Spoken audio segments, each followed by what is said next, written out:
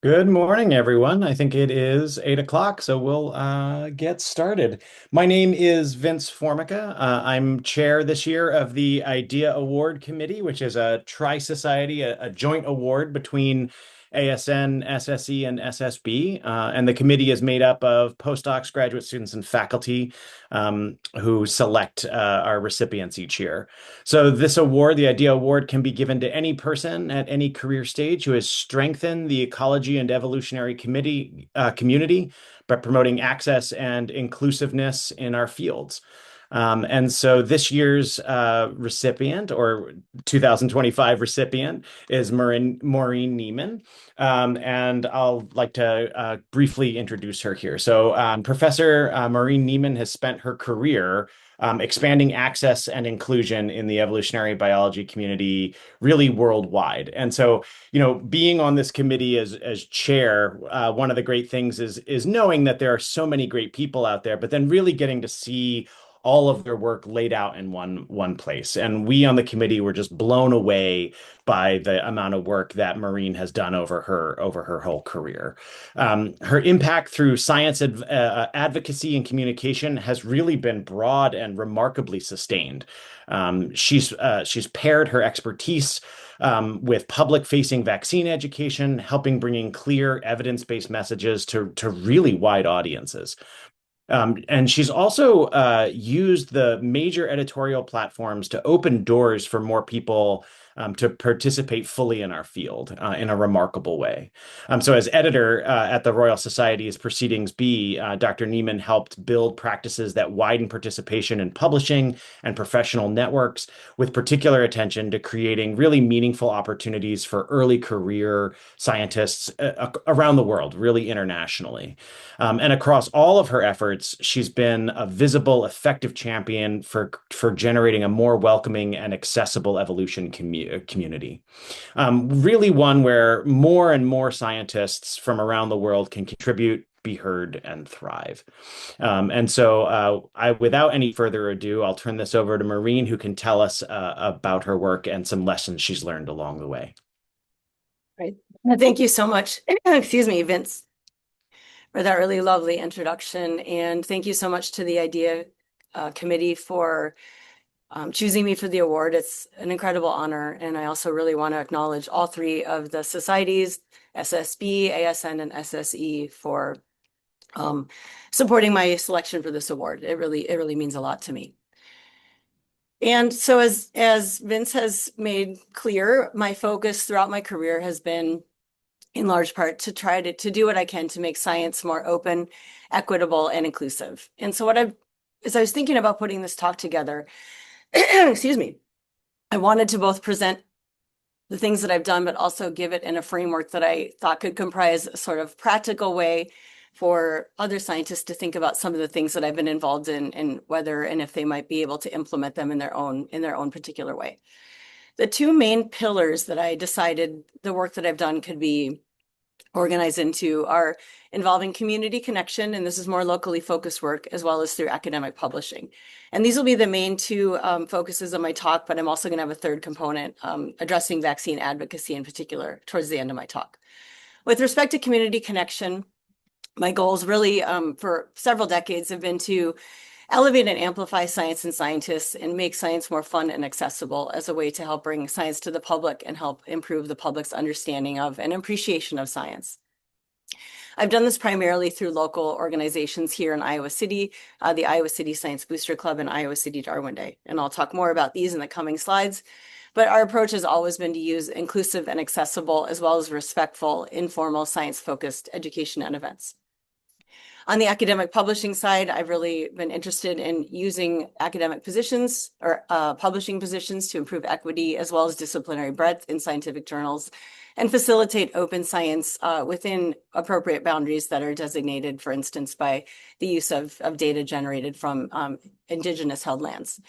I've primarily been doing this in recent years through an editorship at Proceedings B, both as the head of the preprint editorial team, as well as the senior editor. In general, my approach has been one where I try to do what I can to use these editorial positions, which can, of course, carry a lot of power, as a force for good.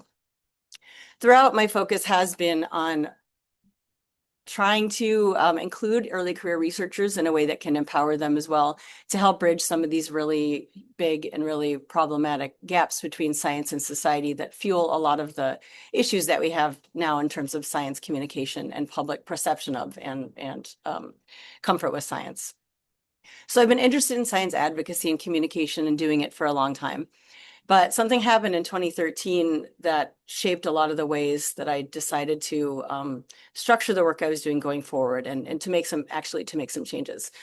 So in 2013, I received an email from somebody with the byline of the CNN network asking me to confirm the dollar amount of a grant that I'd recently received from the National Science Foundation funding my work to sequence and assemble the genome of my New Zealand snail model species. So this was like, this grant had been a really big deal for me. It was my first big grant that I got right before I was going up for tenure. So this was like, an important time in my career.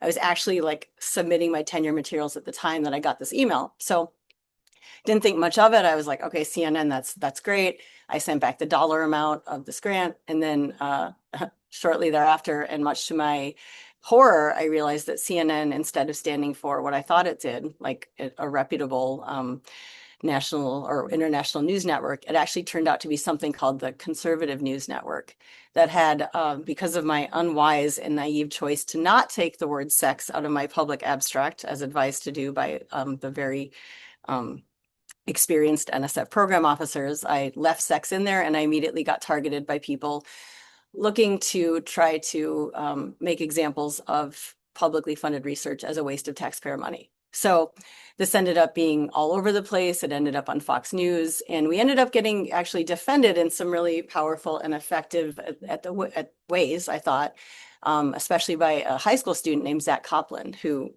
took, I think his name was Stephen Moore, to school, as shown here in this particular example, regarding what we were doing with our snails and why it was important.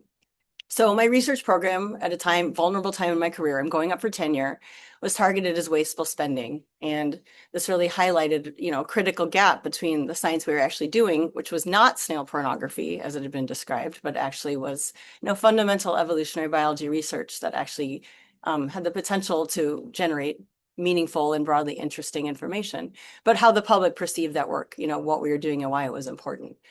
But what happened here and what really got me thinking about how to maybe do things better in the future was the sort of end retort of Zach Copland in this conversation was to the person he was arguing with on Fox News, who was saying that our work wasn't important. And Zach said, "We've been over this. You're not a scientist."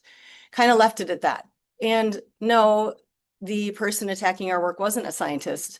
But as I thought it through, I decided that wasn't really the point, and this wasn't a way to try to bring people to bridge these gaps when it came to understanding why the work we were doing is important and why they should support it. It wasn't especially respectful. It wasn't meeting them where they are. And it wasn't really necessarily trying to better understand their concerns and express some curiosity about where that person was coming from. So this experience shaped my interest going forward in really focusing more on using curiosity and ways of connecting with people who might think differently than I do, to try to counter these really toxic and dangerous assumptions about what science is and who's doing the science. And I should also point out that the University of Iowa immediately enrolled me in media as well as advocacy training, which was also good for me. And I'm glad I got to do that as well. So this then perspective has really infused the work that I've done since then. So the last decade plus, I've really focused on thinking about how I can best meet people where they are. It might not mean convincing them immediately that the concerns they have about evolution or climate change or vaccines are meaningless. It might take some time to do that, but at least we can start taking some initial steps in that direction. So I'm going to start with discussing the work I do that's focused on the community, here in Iowa City, Eastern Iowa, and across the state. And one of the main initiatives that I've been involved in here, this was had started up actually right before I began a faculty position at the University of Iowa. It's called Iowa City Darwin Day. And at the time, it was envisioned like many other Darwin Day celebrations that took place in the country or even around the world, which was an annual community celebration, often of evolutionary biology. I immediately started getting interested in making this broader about science and really focused on connecting science and scientists and scientific accomplishments to the public.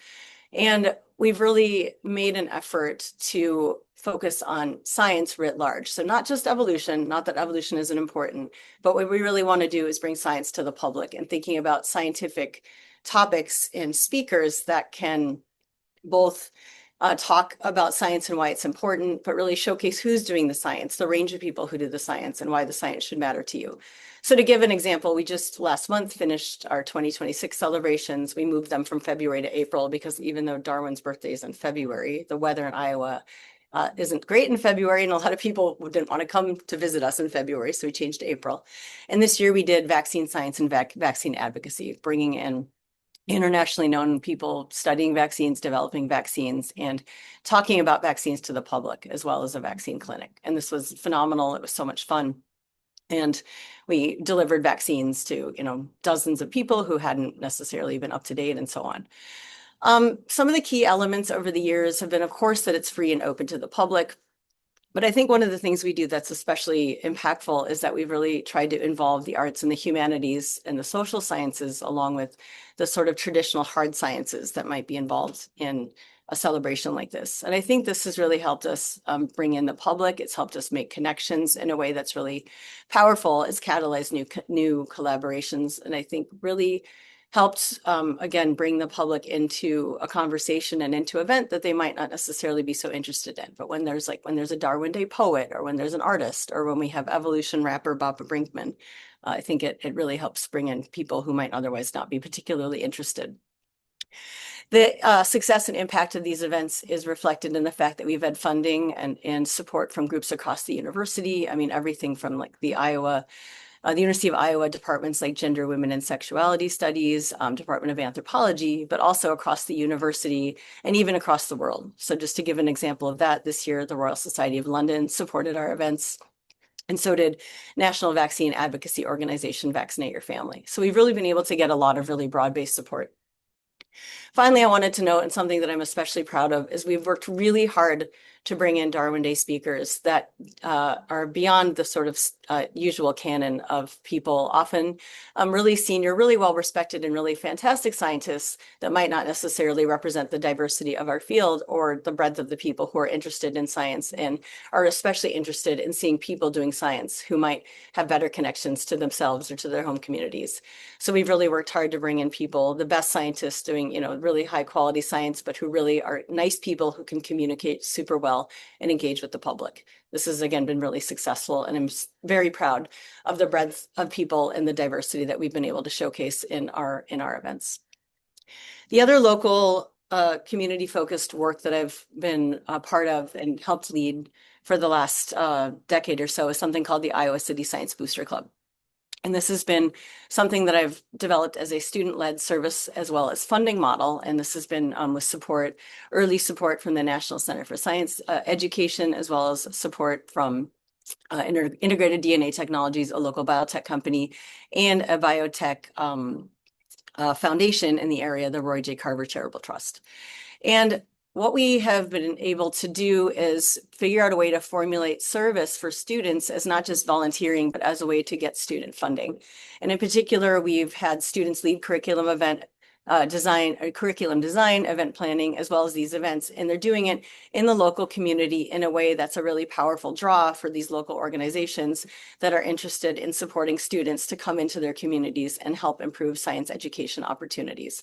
And so then we've been able to get grants from these often local companies that are providing student stipends and are also supporting the types of broader impacts that are really important to, for example, the National Science Foundation, and are a really meaningful part of the work that we do.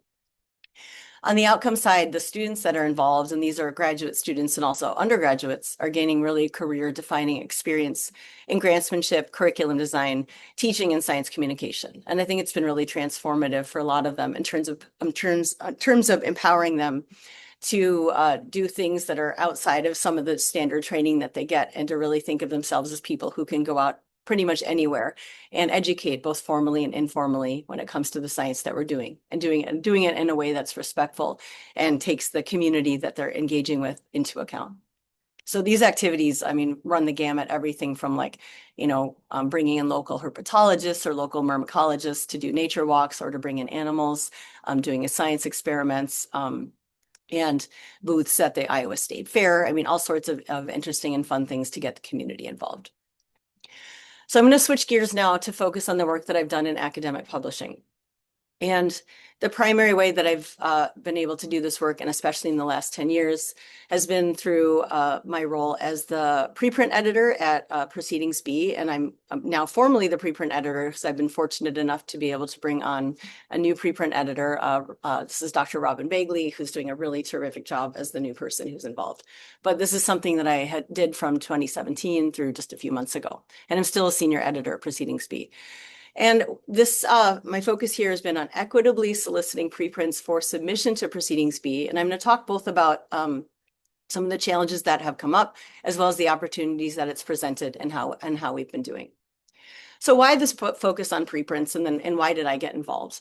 So in 2017, I was a brand new associate editor at Proceedings B, and they wanted to broaden representation. And what they meant by broadening representation was both topically. So Proceedings B is a very broad life sciences journal. It's the flagship life sciences journal of the Royal Society of London. And they represent all of biology. But increasingly, they've been seeing that a lot of their papers, really the vast majority of the papers that they would publish were from ecology, evolution, and behavior. Of course, that's great stuff, but they wanted to feature more of the breadth of biology. And they were also quite interested in broadening representation of authors, and they were especially thinking geographically. On my end, I was very interested in preprints as a mechanism for rapid and free open access dissemination and visibility, in a way to make science more accessible to everybody, a way that researchers can share findings and invite informal feedback, something that researchers can use as a legitimate research output, and it's something that can be especially valuable to early career researchers in a setting where the peer review process can take a long time. I mean, it can be incredibly rigorous and incredibly good, but it can also be problematic. So I liked preprints, and I liked the idea of figuring out a way to use them essentially as a force for good. So I volunteered for the job. I was really excited to get selected, and then asked, then editor-in-chief Spencer Barrett and managing editor Shailene Singh Shepard, how do I do it? And they said, well, this is new, you get to figure this out, which was very daunting because this was a really big job.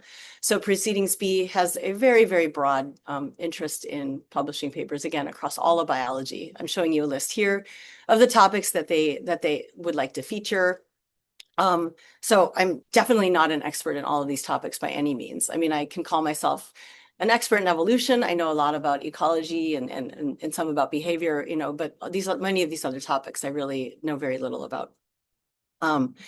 But I did realize that the largest biology preprint server, bioRxiv, that I knew of, and was then fairly new but doing well, and increasingly people were paying attention to bioRxiv and depositing preprints there, was very conveniently divided into subject areas that actually mapped pretty well onto the subject areas delineated by Proceedings B. So what I decided to do as I thought about this huge task and knew that I definitely couldn't do it by myself, is that I thought about ways that I could get early career researchers involved that would be good for them, interesting for them, allow them to engage with the editorial process and in the publishing world, as well as increase their own knowledge of their particular subject areas, but also help me do this very big job. And so what I decided to do is essentially scale a process that, in a modular way was absolutely manageable. And that if simply, we just did a whole bunch of these modules, we could hopefully get the job done. So I decided to focus on bioRxiv, again, as this big, prominent, very broadly serving preprint repository in the life sciences that was conveniently divided into subject areas that map pretty well into Proceedings B's interests. And then what I did is that I found early career researchers, initially mostly from the University of Iowa, but then eventually we recruited internationally, and I'll talk more about that later. And then we found early career researchers who had expertise in these particular subject areas. And then we assigned them to teams. And the teams then each of the teams was assigned a particular subject area. And then each of the teams would look over the preprints that were submitted to each subject area each month. They would make suggestions for papers that looked like they could, in principle, be a good fit to Proceedings B. Uh, these papers then ended up in a shared spreadsheet that I looked over, and I went through every single suggestion one by one. I would get something like 80 to 100 every month, look through every one, and then make a decision on every one regarding whether I thought it could be potentially a good fit for Proceedings B, meaning that I thought we should solicit the paper. I then sent a personalized invitation to each of the corresponding authors for each of the papers. And then the paper got handled in the exact same rigorous way that Proceedings B would handle the rest of its papers. They would get invited or not for peer review, even though papers that were desk rejected would get sent back to me for a second opinion. From the perspective that we were interested in broadening the scope of Proceedings B. So sometimes we would get papers that associate editors might not feel like were a good fit for the journal, but I would ask them to take a second look and to consider that again. And then the papers would be published or not in Proceedings B, depending on the outcome of the peer review process. So we did all of this, of course, in the interest of both broadening journal scope, but also promoting open and inclusive science. And I was interested early on, as were the other members of the editorial staff, in assessing whether we were in fact achieving these goals. So at least early on, I got a lot of nice emails back from authors as well as editors. People really seemed to think that the process we were doing was effective. They liked that we were doing it, that Proceedings B was using preprint servers like this. And it seemed to be going well enough to the extent that I was asked to consult with or advise other journals as they develop their own preprint solicitation processes. And some of the journals that I worked with include these journals featured here. And that was really fun to get to think about how we could adapt this process in other settings. One of the things that I think is most impactful and I'm most proud of in terms of what happened as a consequence of this preprint solicitation process is that it did inspire a whole new section in Proceedings B called Biological Science Practices. Where this came from is that I was seeing papers that our team was suggesting for solicitation, that I was then suggesting to be submitted. The authors were submitting the papers, and the papers were getting desk rejected by associate editors because they didn't think that these papers, which often fell under the topic of what I would call science studies, so studies of the process of how the biology was being done, they said this doesn't fit in Proceedings B. And I said, well, I think it does, or at least it should. Spencer Barrett and Shailene Singh Shepard agreed with me. And together we formulated a new topic area called Biological Science Practices that did showcase wider scientific practices within biological sciences. So we developed this new section. It pretty quickly was up and running. And I'm going to give an example here of the type of papers that this section is publishing. This was one of the very first papers that actually came out. I think it might have been the second or third paper published by Wood et al., focused on the lack of diversity of scientists in biology textbooks. This paper got a lot of press attention. It's been cited quite a bit, and I'm really proud of it and the other papers, and I'll touch a little bit more on this section later, but just as the kind of thing that is happening in Proceedings B as a consequence of the preprint solicitation process. In 2021, so this was about 3 years after we started the practice of soliciting preprints, we did decide to analyze the data we had to date to address the extent to which we were actually achieving our goals of promoting open and inclusive science. And in a nutshell, I encourage you to go check out this paper if you're interested. I wrote this with Robin Bagley, Dorota Pachesniak, and Shailene Singh Shepard. Essentially, we saw evidence for trends towards broader representation geographically of authors, broader topical diversity, but it wasn't enough yet. We didn't see certainly significant differences between solicited and traditional papers. The process of writing this paper also allowed us to interview the early career researchers as well as authors involved in preprint solicitation and ask them about some of the challenges that they were seeing, and got us to think harder about challenges in the process, and especially those related to equity. To the extent that I think this came out of a conversation with Dan Bolnick at some point, maybe at a meeting, about some of the challenges associated with preprint solicitation. And to the extent that he and I teamed up with David Fisher, who is the new preprint soliciting editor at Evolution Letters, to think about equity-related challenges of soliciting preprints that we wrote up in a blog in Dan Bolnick's blog, Eco-Evolutionary Dynamics, that came out in 2022 and has, at least as of a few weeks ago, had been viewed over 2 million times. So what Dan, David, and I discussed is 3 potential areas of bias when it came to soliciting preprints. Who's posting on preprint servers? This might not be representative of scientists. Which preprints are being selected for solicitation by preprint editors? And then finally, how the editorial board handles solicited preprints. So identifying these biases gave us a chance to think about potential solutions, which we did showcase in this blog. And these were also solutions that I then continued to implement in a much more concrete and focused way in my own solicitation process going forward.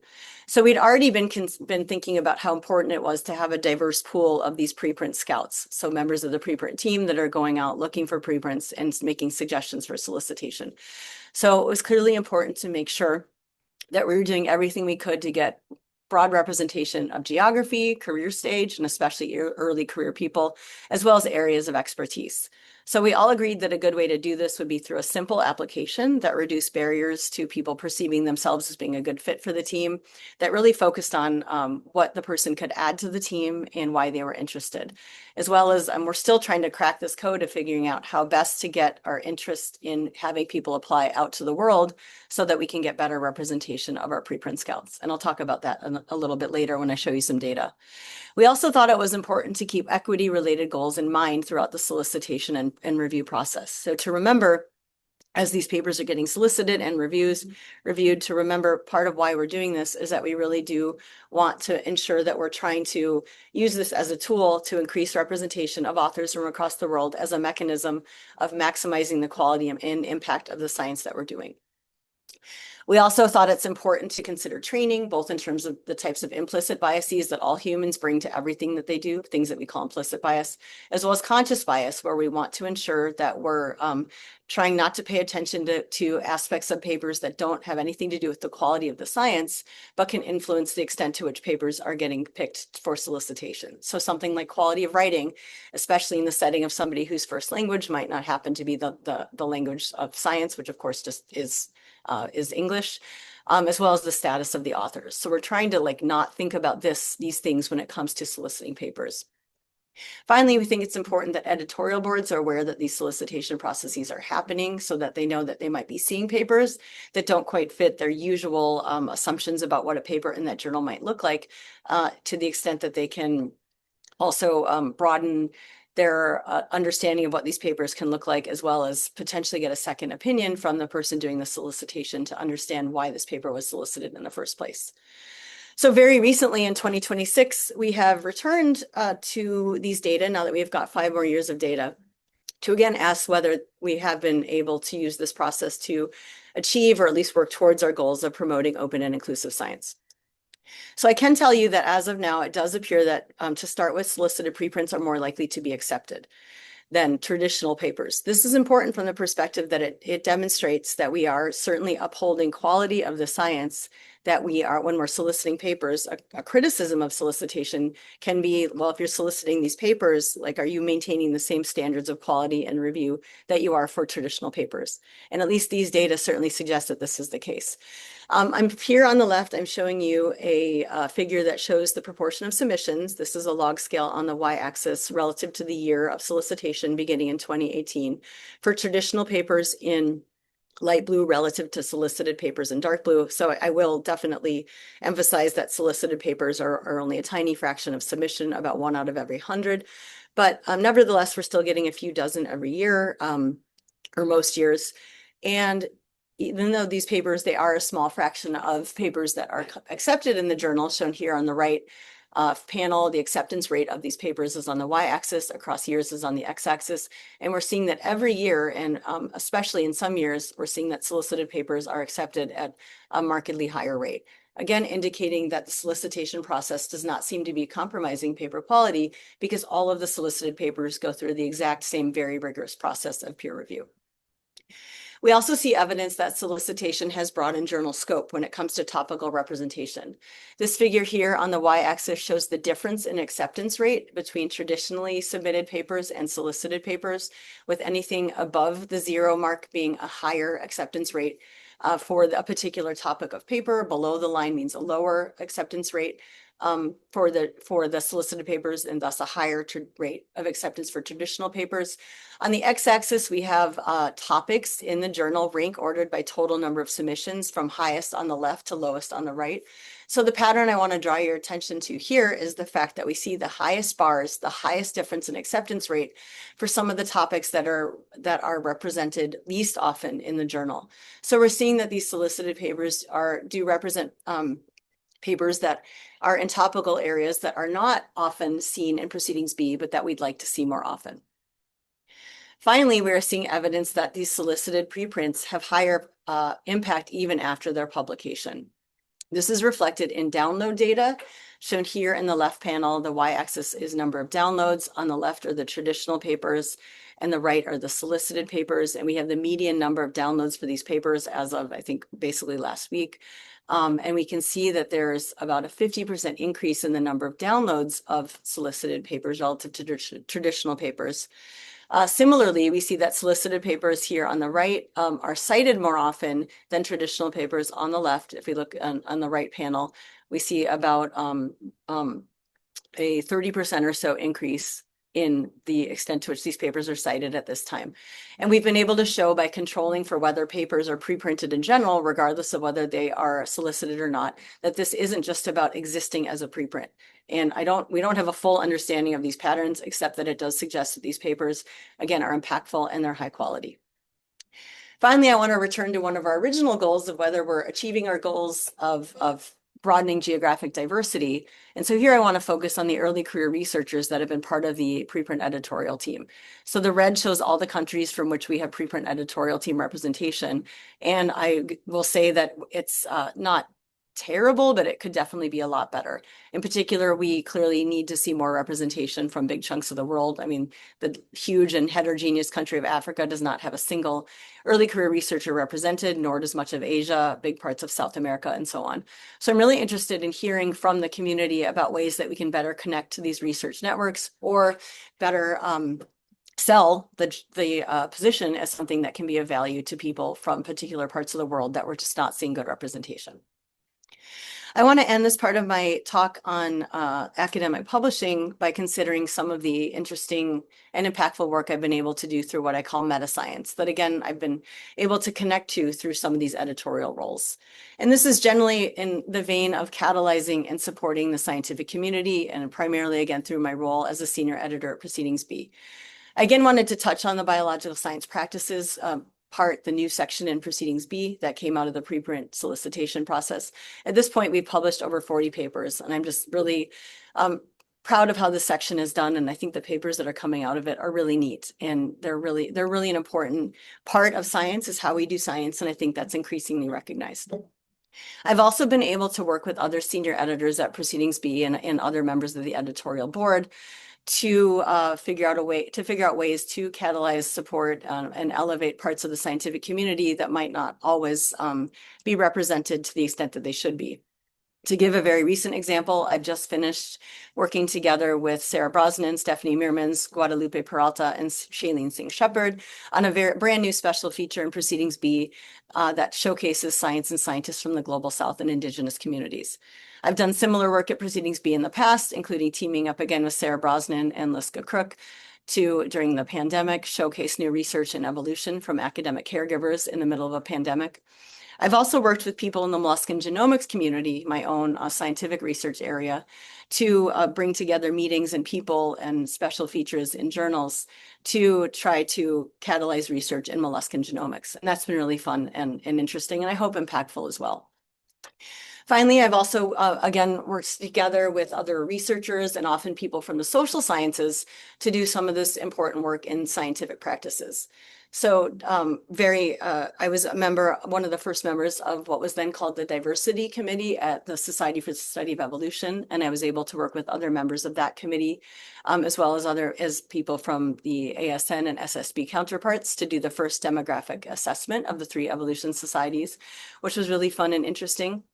I also have then again worked with social scientists and as well as other people in the life sciences to think about how the COVID pandemic influenced scientific productivity in ecology and evolution, and worked with other academic caregivers to think about how we could potentially work on grantsmanship practices to help keep caregivers in science and help maximize the opportunities that academic caregivers have to be successful while maintaining caregiving responsibilities. Okay, I'm going to pause here and I'm going to give what I think of as I suppose that you can call it a trigger warning. So the last part of my talk, I'm going to talk about vaccine advocacy. But as many of you, as you know, my vaccine advocacy, I've always believed in vaccines and their importance. but it has a very personal connection for me that is linked to the loss of my child. So I wanted to take a minute to warn people listening in case anybody wants to take a step away, that I will be talking about the death of a child but then transition quickly to vaccine advocacy. So I'll take another few seconds here and then I'll get started. Okay, I'm now going to share with you the story of my son, JJ, and how his death affected some of the work that I do in terms of science advocacy. So JJ was born on March 10th, 2017. He was my first child, and then my only child at the time when he died a few years later. And JJ and his dad Bennett and I and his big sibling Alex lived a really lovely life together. JJ did lots of traveling, as many of you, all of us get to do a lot of really neat traveling often around the world, and he came with us on many occasions, and that was just really lovely and fun.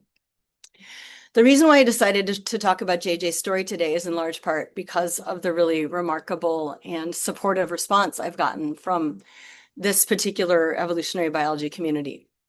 So in June 2022, this was about 2.5 years after JJ died, was the first evolution meeting in person since the COVID pandemic had happened. But it was also the first evolution meeting that had happened since JJ had died. And I was really excited to go to see people at the meeting, but I was also terrified about it, because I knew that two things were going to happen. One is that people were going to come up to me and say hi, and they wouldn't have known what had happened to JJ. And then I would be in the awful position of either not talking about it or talking about it and just, hitting, it's blindsiding somebody with the death of a child. And then I also knew that a lot of people did know about what happened and that they might be afraid to talk to me about it. And so I got ahead of my anxieties and fears by writing, then it was a post, then Twitter was okay. And I wrote a post on Twitter about it. And I was just so heartened about the response that I got. It was so supportive. It was so kind. And it made a huge difference for me at the time. And it turned what was a really scary thing for me to do, which is essentially to be out in public, into something that it was actually felt really loving and supportive. So for that reason, I decided to share today about what happened with JJ and how it changed what I did going forward. Okay, so JJ died on February 2nd, 2020. He woke up that morning, very happy, normal. We did a science experiment together, actually comparing the buoyancy of fresh water and salt water with eggs. Picture on the left. And then it was actually a really nice and unusually warm February day in Iowa City. We went and got ice cream, and he was very happy to have ice cream. And this is the last picture I ever took of him alive. This was 3:00 p.m. that day, and I found him dead in his crib close to midnight that night, without any distress, any warning.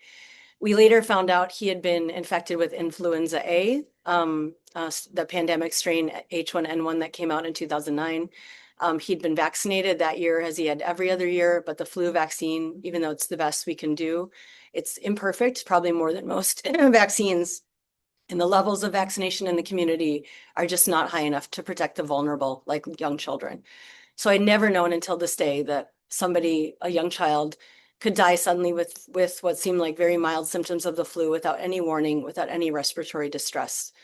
And so what I did going forward is, how do you make meaning out of this type of loss? So my dad and I talked, of course, after this happened, and what my dad said, and he had said this after we had lost my mom about a few years before from pancreatic cancer, which he said he felt like there were three ways of going forward with your life in this situation. One way is you can essentially give up. Another way is that you could keep living your life and do what you can to do the things you need to do, but just resign yourself to sadness. Or you could try to find joy and find meaning. And so that to me was the only thing that made sense, the only way I could see a path forward. That was one that it was really hard to see how to do that. So we had this conversation again after JJ died, and I read a lot of books of people that had been in, sort of similar circumstances to try to just find that path forward.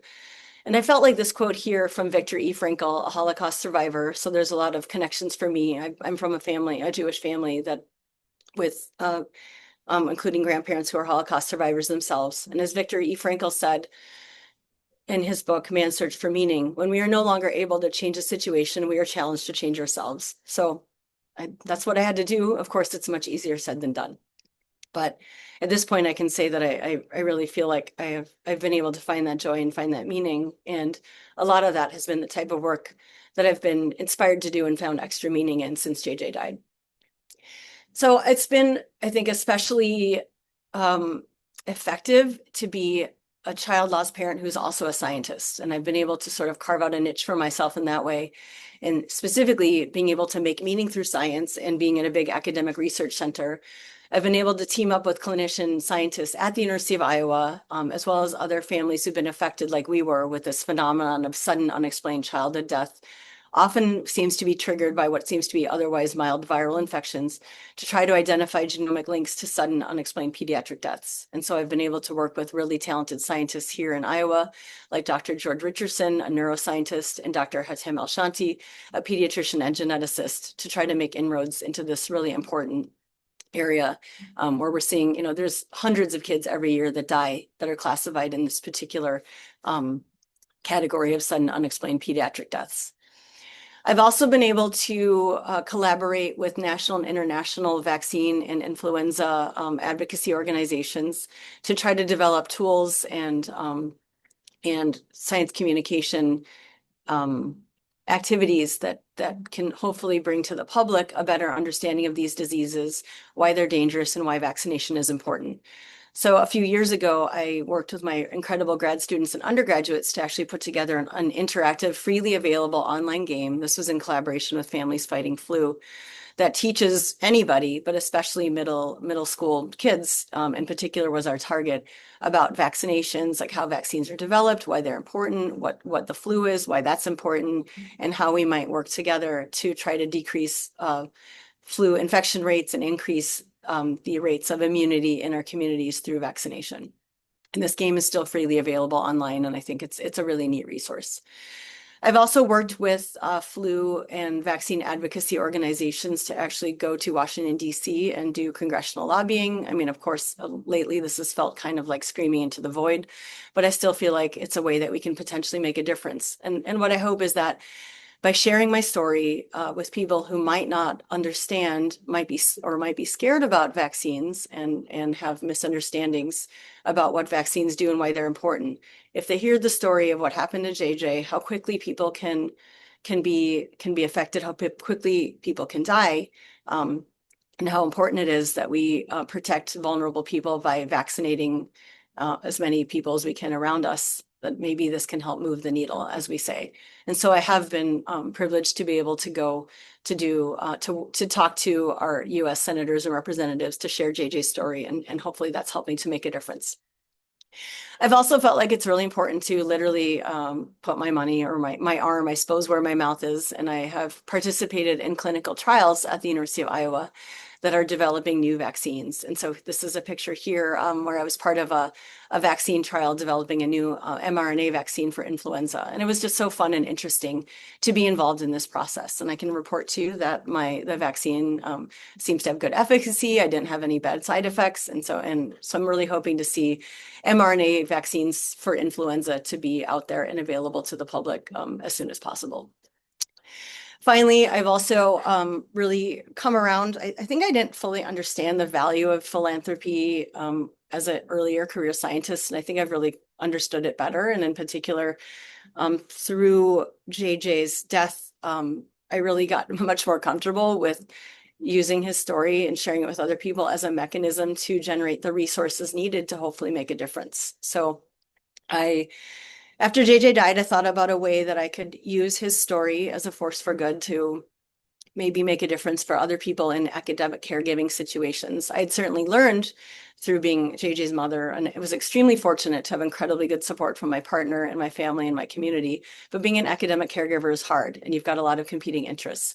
So I developed and raised funds to endow the JJ Neiman Brown Academic Caretaking Fund, which supports postdocs and faculty at the University of Iowa to engage in professional and academic development opportunities while still maintaining caregiving responsibilities. So this could be anything from buying like an electric breast pump to a plane ticket for a babysitter or a parent to come along with you to a conference so you can give a talk while someone else takes care of your kid. And that's been really successful and really meaningful to see all the people who have been supported in the last few years. So I'm going to wrap up here by coming back to this theme of what I hope has been a practical blueprint for positive change. I've really tried hard to engage fearlessly. I know there's a lot of misinformation as well as curiosity out there about science, and to try to meet that with education, which is important, but also respect as well as transparency. What are we doing well and what could we do better? And what can we learn from the ways in which we're, maybe falling short in terms of how to do better the next time? I've also tried to use existing platforms in new ways to create opportunity. So like, being an editor, for example, or using bioRxiv or Iowa City Darwin Day, making it a broader, more inclusive celebration, to give examples. I've really worked hard to involve and empower early career researchers, giving them ownership of real projects and helping them, I hope, find ways that they can generate meaning and develop skills to broaden their impact, as well as the types of careers that they can have down the road. And I've also tried to integrate breaking down silos between what I think of as the so-called hard sciences, the social, and then the social impact we can have in the arts. I think this is the best way to do impactful science, but also to bring in other people along the way who might be interested, but might find the science itself to be intimidating or to be confusing. But if we can broaden and make connections apparent, then we might be able to get a lot more people interested and involved. So that's where I'm going to end. I just want to conclude with just saying thank you to a lot of people and entities. In particular, I want to share the sources for some of the art I've showcased, all of the University of Iowa and Iowa City people involved in the community science we've done, the preprint editorial team, and then the wonderful editorial staff at Proceedings B, the advocacy organizations I've been associated with, various funding sources, including, I know there's some NSF people here. Thank you so much for all of your support for the work that we're doing. And of course, the three societies who have supported this award. So I'm going to conclude with, I've got sort of a rotating showcase of my lab groups over the years. These are the people who've done a lot of the community advocacy work in particular, and I certainly couldn't do pretty much anything I do as a scientist without them. And my last slide is a slide showcasing our new GoFundMe crowdsourcing campaign to support graduate student research through the Society for the Study of Evolution's Greg funds. And I think that we should be seeing found campaigns like this coming out from SSB and ASN as well in hopefully months to come. So thank you so much for your time. I'm really grateful for this opportunity. Thank you so much, Maureen. We've got time for questions, so if anybody would like to um, raise your hand in the questions section or put it in the Q&A, be happy to field some of those. I'll start with one, Maureen, to get us going. What I was a child of a lot of outreach, and it really inspired me to join science by being involved in those outreach events. So, what is it about the Darwin Days that you think are elements that really make something like that something impactful that people walk away from and think, "Wow, that was really cool," or "I want to be a scientist"? Like, what are the elements you think that That's a you great try to question. bring to that? I think it's a lot less about blinding them with science and a lot more about showing how science is fun and impactful, and science is done by people who might look like them or resonate with them, not just people who are maybe what we think of as a typical scientist. I think it's very powerful, especially for kids, to see that scientists can be young. Scientists can, they're not always men, they're not always white, they're not always, whatever assumptions you make about scientists. And then I think to make sure that we're not just like, who's the best scientist doing X? We're thinking of who's an amazing scientist doing something really interesting that can connect effectively to the public, and that's going to be really interested in engaging with the public. That instead of that's focused maybe less on impressing and more on connecting. And I think that I hope and I believe, based on what I've seen and what I've heard, that has indeed been impactful. Thanks. That's great. I see Sam Shiner has his hand up. So Sam, if you want to unmute yourself and ask your question. Hopefully he can't. Maybe I have to unmute him. Let's see. I don't have host capabilities. Oh, there we go. Yes, Go ahead. yes. Now you've unmuted me. Thank you. Great.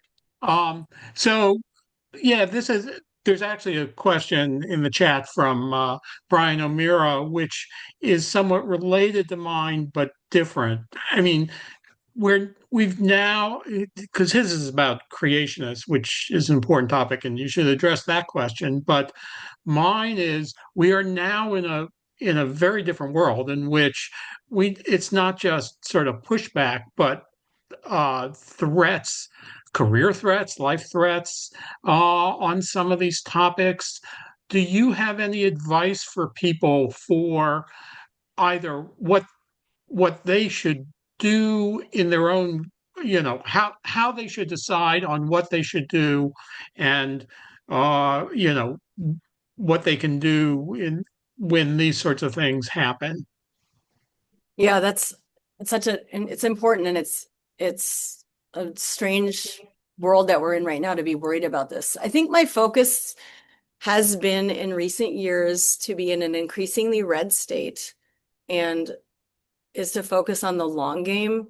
And my sense has been we can get more done in the future and we can work towards achieving our goals if we were do less sort of agitating. And I don't want to say keeping my head like in the sand or not doing the right thing, but focusing on trying to do the right thing in ways that are at least ostensibly following the rules. Because if we, at least in Iowa, if we don't follow the rules, we get shut down in a pretty aggressive way. So I feel like I've learned some lessons that might be helpful because I'm in a place where a lot like where people are literally getting fired because they're talking about doing diversity, equity, and inclusion. But I recognize that that's not necessarily a satisfying answer for everybody, but I feel like I've had to kind of, I don't want to say do it undercover, but I think there's a lot of ways to do the right thing and to be impactful while also literally not getting shut down.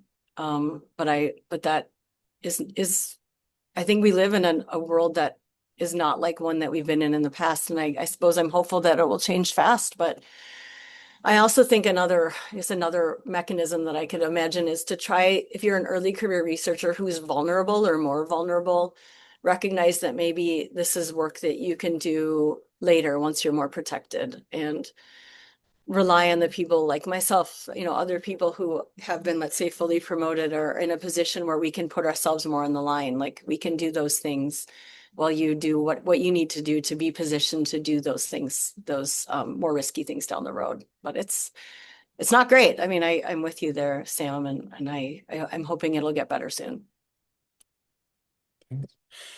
There's a question from Brian O'Meara in the chat that I'll read here. Many argue that outreach and teaching on evolution are effective, but formal debates between creationists and biologists are not helpful. For one thing, it's their day job attacking evolution. They're not convincible. So for education about science more generally, is there a sort of quote, don't feed the trolls rule that you sometimes use? Yeah, I think that there's people who have absolutely no interest in actually learning about the science. And like, I think, for example, the people at the top of the anti-vaccine ecosystem are what I think of as fundamentally evil snake oil salespeople who just want to make money. Like there's no point in engaging with them. They don't care. But I think there's a whole giant group of people who are genuinely curious, who are genuinely maybe nervous, and who I think are worth meeting with curiosity, to say like, okay, I hear you say that you're afraid of vaccines or you don't trust science, can you tell me why? What is scary here? What don't you trust? What particular stories have you heard? And then try to at least hear them and listen to them and understand that the process of making things better is not one that's going to happen instantaneously. So I think reconciling yourself to the notion that this is, again, a long game, and blinding people with science doesn't help. But I think meeting them in ways where they feel respected and heard does seem to go further for many people, though again, the people at the top are probably lost causes and are not, to me, are not worth the attention. I think the attention just feeds them further. Thanks. Are there any other questions for Maureen? We've got time for maybe one more question.